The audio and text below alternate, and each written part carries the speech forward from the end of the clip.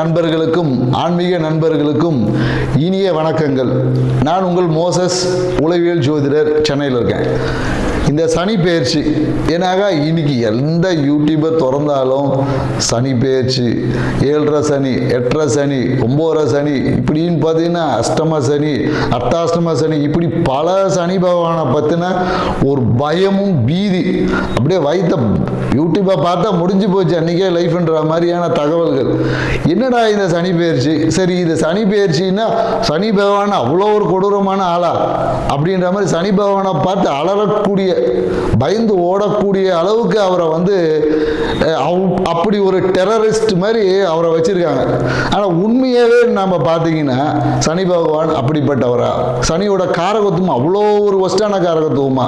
இல்லை சனி பார்த்தா கோடி நன்மை, சனியை கொடுக்கறதுக்கு என்ன சொல்லுவாங்க, சனி பகவான் கொடுத்தா தடுக்கிறதுக்கு ஆள் இல்லைன்னு நம்ம சொல்லக்கூடிய அதே நண்பர்கள் தான் சனி பகவானை பற்றி இப்படி ஒரு விஷயங்களை சொல்லி நம்மளை பயம், குழப்பம், மனுஷன் எதையா பண்ணுறது அப்படின்ற ஒரு தயக்கம், குழப்பம் எல்லாத்தையும் போட்டு நம்மளை அப்படியே ஒரு முடிவெடுக்க முடியாமல் ஒரு திணறடிக்கக்கூடிய தன்மையில் கொண்டு போய் விட்டுட்டு இங்கே போனால் இந்த பரிகாரம் செய்யறது, அங்கே போனால் அந்த பரிகாரம் செய்யறது, பரிகாரமே செஞ்சுட்டு அப்புறம் வாழ்க்கை எப்படி தான் வாழ்றது, இப்படின்ற ஒரு குழப்பங்கள் எல்லாம் உங்களுக்கு இருக்கும். இதுக்கு எல்லாத்துக்கும் இந்த ஒரு காணொலியை முழுசா பாருங்க, மொத்தத்துக்கும் உங்களுக்கான விடை கிடைச்சிடும்.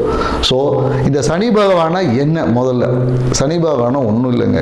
ஏன்னா சனி பகவான் பார்த்தீங்கன்னா, சனின்ற கிரகம் நீங்கள் பால்வழி மண்டலத்தில் எடுத்தீங்கன்னா சூரியன்லேருந்து மிக தொலைவில் இருக்கக்கூடிய கிரகம் நம்ம சொல்லுவோம். ஸோ அதனால் சனியோட நகர்வு ரொம்ப ஸ்லோவான நகர்வு. ஸோ ஏன் தூரமாக இருக்குது அப்படின்றது பால்வழி மண்டலத்தில் இருக்குது.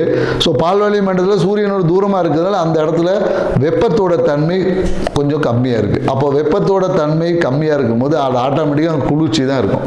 ஸோ அப்போ குளிர்ச்சியாக இருக்கிறதுனால அப்போ என்னன்னாக்கா எப்போதும் பார்த்தீங்கன்னா அந்த குளிர்ச்சி வரும்போதே நமக்குள்ளுக்குள்ள ஒரு பயம் வந்துடும், ஒரு குழப்பம் வந்துடும்.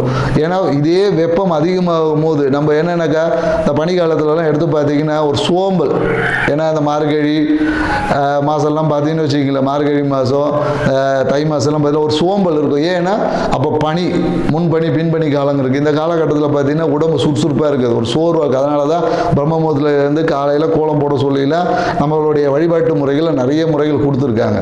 ஸோ இதே தான் சனி பகவானோட தன்மை என்ன, குளிர்ச்சி, இவ்வளோதான். குளிர்ச்சினாவே அங்கே பயம், இருட்டு. ஸோ இவ்வளோதான் விஷயங்கள். ஏன்னா இந்த குளிர்ச்சி நம்ம உடம்புக்குள்ளே வந்துட்டாவே நம்மளுடைய விஷயங்கள் எல்லாமே பார்த்தீங்கன்னா பிரச்சனைக்குரியதாக மாறும். அதே குளிர்ச்சி தான் பல விஷயத்தை சரி பண்ணக்கூடியதாக இருக்குது. இப்போ ஏன்னா சனி பகவான் நிற்கக்கூடிய பாவம் சொல்லக்கூடிய அந்த 3, 6, 11 இந்த பாவத்தில் நின்னா நற்பலன்களை கொடுப்பாருன்னு சொல்கிறோம்.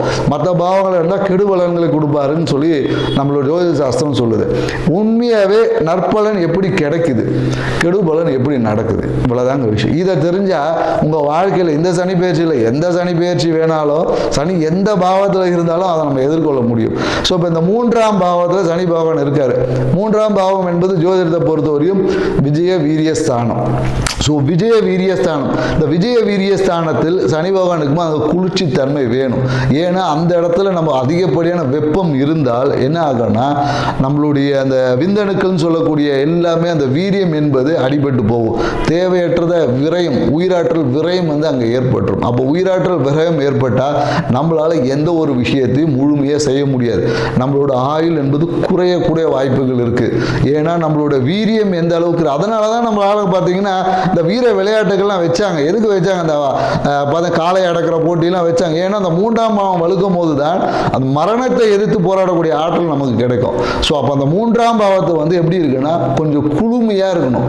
குளுமையாக இருந்தால்தான் நம்மளோட அந்த உயிர் ஆற்றல் சொல்லக்கூடிய, ஏன்னா அதனால தான் சனி ஈஸ்வரன் பட்டம் எதுக்கு சும்மாவாக கொடுத்தாங்க? ஈஸ்வரனாவே என்னன்னா அவர் தான் ஆயுள் காரகன். அப்போ ஆயுள் எப்படி இருக்கும்? 3ல் சனி பகவான் இருந்தால் நம்மளோட வீரியம் என்பது அந்த வெப்பத்தினால் விரயம் ஆகாமல் வீரியம் என்பது நீண்டதாக இருக்கும். ஸோ அப்போது நம்ம எடுக்கக்கூடிய காரியங்கள் எல்லாம் நிதானமாக எடுத்து வெற்றி அடையக்கூடிய வாய்ப்புகள் ஆட்டோமேட்டிக்காக வந்துடும். அடுத்தது பார்த்தீங்கன்னா இந்த 6ஆம் பாவத்தில் சனி இருந்தால் 6ஆம் பாவம்னா ருணரோக சத்துரு பாவம். ஸோ இந்த பாவம் என்ன பண்ணும் அப்படின்னு பார்த்தீங்கன்னு வச்சுங்களேன், ஒரு மனுஷனுக்கு ஒரு வியாதி எதனால் வருது அப்படின்னு சொல்லி மருத்துவம் சொல்லுதுன்னா வெப்பத்தால் தான் வருது. அதாவது என்ன சொல்லுவாங்கன்னா மருத்துவத்தில் என்னடா இது ரொம்ப மருத்துவமாக பேசுகிறேன்னு சொல்லு, ஏன்னா இன்னைக்கு வாழ்வியலுக்கு இதுதான் தேவை இருக்குது. உங்கள் வாழ்வியலை ஒட்டி தாங்க ஜாதகமும் நடக்குது, எல்லாமே இருக்குது. ஸோ அல்கலைன் அசிடிக் கண்டிஷன், உங்கள் உடம்பு எப்போ அசிடிக் கண்டிஷன் வருதோ, அசிடிக் கண்டிஷன் என்பது வெப்பம், அல்கலைன் என்பது குளிர்ச்சி. அப்போ நீங்கள் குளிர்ச்சி என்பது சனி பகவான் தான் குளிர்ச்சி. அங்கே குளிர்ச்சி அல்கலைன் என்பதே சனி பகவான். ஏன்னா நீங்கள் லெமன் சால்ட் போடும் போது அது அல்கலைன் வாட்டர். அப்போ அல்கலைன் சனியோட காரகத்துவம் தான் எலுமிச்சம் பழமே. ஸோ அப்போ அங்கன்னா அல்கலைன் வாட்டர் என்பது சனி பகவான் தான். அப்போ கேன்சரை குணமாக்கக்கூடிய ஆற்றல் கூட அதில் இருக்குன்னு தான் சொல்லுவோம். அல்கலைன் வாட்டர் குடித்தா கேன்சரை குணமாகும் என்று இன்னைக்கு மருத்துவம் ஒத்துக்குது. ஸோ அப்போது அந்த ருணரோக சத்துரு 6ஆம் பாவத்தை சனி பகவான் இருந்தால் இருக்கக்கூடிய மொத்த நோயும் காலி, நோயே இல்லை. எதிரி என்பதே நமக்கு கிடையாது, எதிரியே நண்பன் ஆயிடுவான். ஸோ அப்போ அந்த இடத்துல நம்ம வெப்பம் அதிகமாக இருக்கணுமோ, அது என்னது நம்ம கேன்சர், இன்னைக்கு எய்ட்ஸ், இன்னைக்கு சொல்லக்கூடியத பல வியாதிகள் எதனால் வருதுன்னா உடலில் அசிடிக் கண்டிஷன், அதாவது வெப்பம் அதிகமாக வருது. அந்த இடத்துல நமக்கு குளிர்ச்சி ஏற்படும் போது அதுவே குணமாக்கும் மருந்தாக இருக்குது. ஸோ அதனால் சனி பகவான் 6ல் இருந்தால் அபரிவிதமான நல்ல பலன் சொல்கிறேன். அதே 11ஆம் பாவம் லாபஸ்தானம், மனமகிழ்ச்சி. இப்போ லாபம் மனமகிழ்ச்சி எங்கே இருக்கும்னா இப்போ நம்ம மனமகிழ்ச்சிக்காக எங்கே போகிறோம், ஊட்டி கொடைக்கானல் தான். ஊட்டி கொடைக்கானல்னா என்ன, குளிர்ச்சியான பிரதேசங்கள், மலை பிரதேசம் போகும்போது ஹாப்பியாக ஹனிமூன்லாம் போகிறாங்க. எதுக்கு போகிறாங்க, குளிர்ச்சி. அப்போ அந்த குளிர்ச்சி இருக்கும்போது தான் மனம் என்பது மகிழ்ச்சி அடையும். மனம் என்பது தேவையில்லாமல் எங்கே, மனம் என்பது அதிகப்படியான வெப்பத்தினால மனம் என்பது அலைபாயும். ஆனால் அந்த இடத்துல அலை போயாமல் அப்படியே கூலாக நிற்கும் போது உங்கள் லாபம் மன மகிழ்ச்சியெல்லாம் பெருகும். ஸோ அப்போ இந்த சனி பெயர்ச்சி, ஏன்னா இந்த அறிவியல் பூர்வமாக சில விஷயங்களை ஏன் இங்கே நம்ம சொல்கிறோன்னா, எல்லாரும் ஆன்மீக ரீதியாக நிறைய கருத்துக்கள் சொல்லியிருப்பாங்க. இங்கே அறிவியல் பூர்வமாக ஏன் சொல்லணும்னா, இன்னைக்கு மக்கள் அறிவியலை தான் நம்புற, அறிவியல் சொல்ல தான் ஏற்றுக்கு நம்ம இன்னைக்கு போகிறோம். அப்போ அறிவியல் பூர்வமாக ஒரு விஷயத்தை அணுகும் போது இந்த சனி பேச்சில் எந்த கிரக பேச்சையும் இலகுவாக நம்மளால் கடந்து அந்த தன்மையிலேருந்து நம்ம ஜெயிச்சு மேன்மை பெற முடியும். நம்ம வாழ்க்கையை அடுத்த ஒரு நிலைக்கு கொண்டு போக முடியுமானா கண்டிப்பாக முடியும். ஸோ அதை தான் நம்ம இங்கே சொல்ல வருது. ஏன்னா இந்த கோயில்கள் நிறைய பரிகாரங்கள் சொல்லப்படுது. இந்த கோயிலுக்கு போனால் என்ன நடக்கும்னா, நம்மளுடைய ஏன்னா சனியோட தத்துவம் பார்த்தீங்கன்னா ஆகாய தத்துவம். அதாவது என்னன்னாக்கா கோயில்கள் எல்லாமே விமானம் வச்சிருப்பாங்க. பழங்காலத்து கோயிலில் பார்த்தீங்கன்னா இந்த 12 வருஷம் இந்த குடமுழுக்கெல்லாம் போடுவாங்க, அந்த விமானம் சொல்லுவாங்க. அந்த விமானம் என்பது என்னன்னாக்கா பிரபஞ்சத்தோட தொடர்பு இருக்கும். அப்போ அந்த விமானத்தின் வழியாக நீங்கள் கோயிலுக்கு போக உங்களோட ஆகாய தத்துவம் என்பது விரிவடையும். ஆகாயம் நமக்கு எந்த அளவுக்கு இடம் கொடுக்குதோ அவ்வளோ தூரம் நம்மளுடைய லக்ஸரி லைஃப் என்பது இருக்கும். அப்போ தான் மற்ற பஞ்சபூதங்கள் நெருக்கடி இல்லாமல் அதனுடைய வேலையை செய்வது. அப்போ ஆகாயம் என்பது அந்த இடத்துல விரிவடையும். விரிவடைந்த ஆகாயத்திற்கு நம்மளோட வாழ்வியல் முறை வெறுமனே கோயிலுக்கு போயிட்டு 2 பேருக்கு அன்னதானம் கொடுத்துட்டு வந்துட்டு சனி பகவானோட விஷயம் தீர்ந்துருமானா கண்டிப்பாக தீராது. உங்களோட வாழ்வியல் முறையிலும் கண்டிப்பாக மாற்றங்களை ஏற்படுத்தணும். அப்படி ஏற்படுத்தக்கூடிய மாற்றம் மட்டும்தான் இந்த சனி பயிற்சியிலிருந்தும், எல்லா சனி பயிற்சியிலிருந்தும், எல்லா கிரக பயிற்சியிலிருந்தும் உங்கள் வாழ்வை மேன்மை அடைய முடியும். அந்த ஒரு விஷயத்தை தான் நம்ம ஒவ்வொரு ராசி பிரகாரம் இப்போ நம்ம பார்க்க போகிறோம். ஸோ வாங்க நம்ம போகலாம். விருச்சிக ராசி நேயர்கள், விருச்சிக ராசி பார்த்தீங்கன்னா இருக்கிறதுல மிகவும் பொறுமையும் அவசரமும் கொண்ட ஒரு ராசி தான் விருச்சிக ராசி. ஏன்னா இவங்களுக்கு எதிரி வேற யாரும் இல்லை, அவங்க தான். ஸோ இவங்களோட ஆன்மீகம் பார்த்தீங்கன்னா மிகப்பெரிய ஒரு எப்படி சொல்றது, ஆன்மீக சூட்சுமங்களை அறியக்கூடிய ஆற்றல், ஆன்மீகம் கடவுளை இவங்க சொல்லி தான். ஏன்னா அனுஷ நட்சத்திரத்துக்கு கடவுளே தேடி வந்த நட்சத்திரம் அனுஷ நட்சத்திரம். ஸோ அந்த நட்சத்திரம் இருக்கக்கூடிய அந்த விருச்சிக ராசி எப்படி இருக்கும்னா, ஆன்மீகத்தில் இவங்களை மிஞ்சறதுக்கு ஆளே இல்லை அப்படின்னு தான் நம்ம சொல்லணும். ஏன்னா அவ்வளோ தூரம் ஆன்மீகம். இவங்கெல்லாம் அந்த என்ன சொல்றதுன்னா, குருன்னு சொன்னாவே கோடி நன்மை, குரு பார்த்தா கோடி நன்மன். மற்ற ராசிக்கு இவங்களுக்கு குருன்னு வாயில சொன்னாவே கோடி நன்மன் நடந்துடும். ஆனால் என்ன, இந்த குழந்தைகள் சார்ந்த விஷயத்தில் மட்டும் விருச்சிக ராசிக்கு மிகப்பெரிய ஒரு அழுத்தம் இருக்கு. ஸோ இந்த காலகட்டம் பார்த்தீங்கன்னா உங்களுக்கு அந்த குழந்தைகள் சார்ந்த விஷயத்தில் மிகப்பெரிய ஒரு அதிர்ஷ்டத்தை கொடுக்கக்கூடியதாக இருக்கு. ஸோ அப்போ இந்த குழந்தைகள் சார்ந்த விஷயத்தில் நீங்கள் இப்போ இந்த குழந்தைக்காக நிறைய பேர் காத்திருக்கக்கூடிய விருச்சிக ராசிகளுக்கு எல்லாமே இந்த வருஷம் குழந்தை பாக்கியம் கிடைக்கிறதுக்கு வாய்ப்புகள் அதிகமாக இருக்குது. ஆனால் என்னென்னா உங்களை வாழ்க்கை துணையோட கொஞ்சம் சப்போர்ட் மட்டும் கொஞ்சம் கம்மியாக இருக்குது. ஏன்னா நீங்கள் ரொம்ப ஃபாஸ்ட்டாக போவீங்க, அவர் ரொம்ப ஸ்லோவாக போவார். நீங்கள் 10 ஸ்டெப் எடுத்து வச்சு அவங்க 2 ஸ்டெப் எடுத்துப்பார். அப்போ அவங்களுக்கு இணையாக நீங்கள் போகணுன்னா அவங்களையும் சேர்த்து கொஞ்சம் அரவணைச்சிட்டு போகணும். இல்லை என்றால் அதுவே பிரச்சனையாக மாறிடும். ஸோ இதை ஏன் நம்ம சொல்கிறோன்னா, சூழல்களை புரிஞ்சு அதை கேட்ட மாதிரி நம்மளுடைய விஷயங்களை மாற்றும் பொழுது நமக்கு தேவையான நன்மைகள் நம்ம சுற்றத்திலிருந்து கிடைக்கும். அதுக்காக தான் இந்த விஷயத்தை சொல்கிறேன். மேலும் இந்த விருச்சிக ராசி கவனமாக இருக்க வேண்டிய விஷயங்கள் என்னென்னாக்கா, இந்த லஞ்சம் வாங்குறது, இந்த மாதிரி அரசு துறையில் இருக்கவங்க அந்த மாதிரி ஏதாவது இந்த லஞ்சம் வாங்குறது, இந்த மாதிரியான விஷயங்களில் கொஞ்சம் கவனமாக இருந்துக்குங்க. ஏன்னா இந்த காலகட்டத்தில் நீங்கள் வாங்கினீங்கன்னா அதுவே உங்களுக்கு பிரச்சனையாக மாறுறதுக்கான வாய்ப்பு இருக்கான்னா கண்டிப்பாக இருக்குது. ஸோ அதனால் அந்த மாதிரி விஷயங்களை தவிர்த்து கொள்வது நல்லது.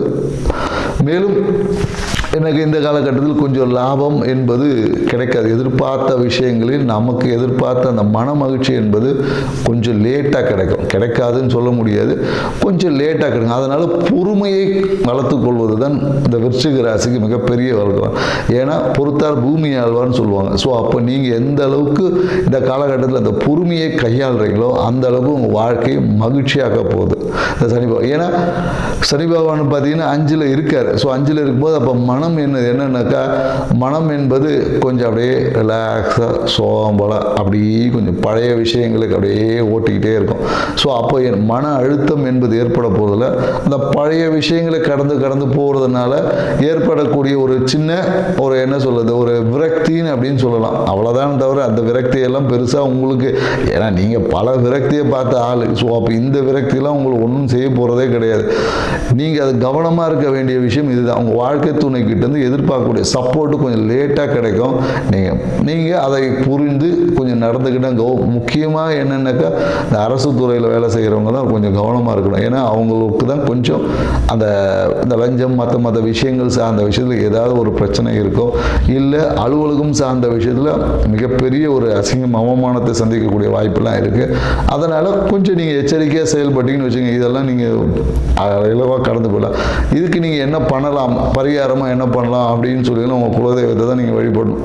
ஸோ குலதெய்வத்துக்கு நீங்கள் என்னென்னாக்கா ஒரு என்ன சொல்லலாம் அப்படி பார்த்தீங்கன்னா, குலதெய்வத்துக்கு நீங்கள் ஒரு நெய் தீபம் போட்டு வழிபடலாம். இன்னொன்று என்ன பண்ணலாம் அப்படின்னாக்கா, இந்த பச்சை வஸ்திரம் அப்படி ஏதாவது இருந்துச்சு அப்படின்னா நீங்கள் அந்த பச்சை வஸ்திரத்தை இந்த காலத்தில் பயன்படுத்துவதை கொஞ்சம் தவிர்த்து கொள்வது மிக நல்லது. இந்த பச்சை வஸ்திரங்கள் சார்ந்த விஷயத்தில் விருச்சிக ராசிகளுக்கு இந்த காலகட்டத்தில் பயன்படுத்தாமல் இருக்கிறது நல்லது.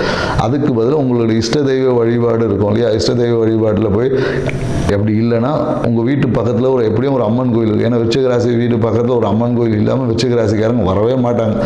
அந்த அம்மன் கோயிலில் இருக்கக்கூடிய வேப்ப மரம் இருக்கிற அம்மன் கோயிலில் போயிட்டு நீங்கள் ஒரே ஒரு அதாவது நல்லெண்ணெய் தீபம் போடலாம். நல்லெண்ணெய் தீபம் போடும்போது உங்களுடைய அந்த பாக்கியத்துக்கு சார்ந்த விஷயங்கள் உங்களுக்கு கிடைக்கும். ஸோ மேலும் ஒரு பரிகாரத்தை சொல்லணும்னா என்ன சொல்லலாம் அப்படின்னா, உங்களுடைய விவேகத்தை குறித்து விவேகத்தை வளர்த்துக்கணும். ஸோ வீடு சார்ந்த விஷயத்தில் இந்த காலகட்டத்தில் கொஞ்சம் விரயங்களுக்கும் அது எல்லாமே சுப விரயமாக நீங்கள் மாற்றிக்கணும். ஸோ எப்படியும் என்னென்னாக்கா, இந்த காலகட்டத்தில் கொஞ்சம் விருச்சிக ராசி வீட்டில் இந்த தண்ணி பிரச்சனை கொஞ்சம் கடும். ஸோ அதை நீங்கள் கொஞ்சம் கேர்ஃபுல்லாக எடுக்கணும். ஸோ தண்ணி பிரச்சனை கண்டிப்பாக இருக்கும். ஸோ அந்த தண்ணி பிரச்சனையை நீங்கள் சரி பண்ணிக்கோங்க. மேலும் தந்தை சார்ந்த விஷயத்தில் ஒரு நல்ல ஒரு யோகம் கிடைக்கும். திடீர்னு தந்தை சார்ந்த விஷயத்தில் தந்தை சார்ந்த அந்த இன்சூரன்ஸ் பேமெண்ட் இல்லை, அவனுக்கு எங்கேயோ பிஎஃப் காசு அப்படியே தடைப்பட்டுருக்கும். இவ்வளோ நாள் வந்தே இருக்காது, அந்த காசு திடீர்னு வரும், திடீர்னு அப்ரூவல் ஆகி திடீர்னு வரும். ஸோ இந்த மாதிரியான நல்ல நிகழ்வுகளும் இருக்குது. ஸோ இந்த காலகட்டத்தில் நீங்கள் ஒரு மிகப்பெரிய ஒரு வளர்ச்சியை அடையணும் என்றால் குலதெய்வ வழிபாடு தான் உங்களுக்கு மிக சிறந்த விஷயம். ஸோ அதை கடைபிடிங்க, வாழ்க்கையில் முன்னேறலாம். நன்றி, வணக்கம்.